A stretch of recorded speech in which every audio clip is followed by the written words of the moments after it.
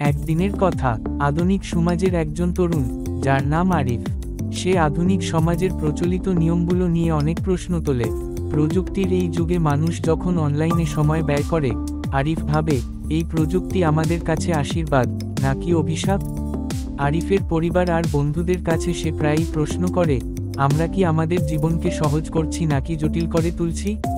তার মা তাকে বলে, এই প্রযুক্তি তোমার পড়াশোনা আর কাজ সহজ করেছে।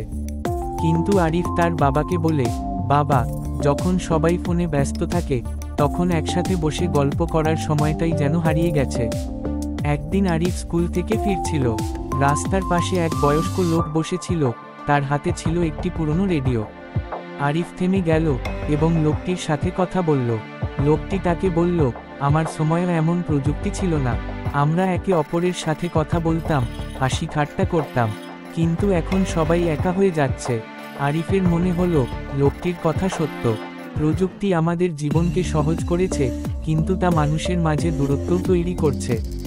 সে সিদ্ধান্ত নিল, সে চেষ্টা করবে মানুষকে সংযুক্ত করতে, প্রযুক্তির সাহায্য নিয়ে নয়, বরং মানুষের হৃদয়ের মাধ্যমে।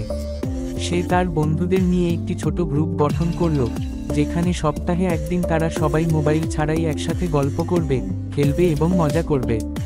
ধীরে ধীরে এই ছোট উদ্যোগ বড় হলো। আরিফ বুঝতে পারল, আধুনিক সমাজে প্রযুক্তি যেমন গুরুত্বপূর্ণ, তেমনি মানুষের সাথে সংযোগ বজায় রাখাও সমানভাবে জরুরি। এটাই আধুনিক সমাজ নিয়ে আরিফের গল্প, যেখানে সে মানুষকে মনে করিয়ে দেয়, প্রযুক্তি আমাদের দাস নয়, বরং আমরা প্রযুক্তির মালিক।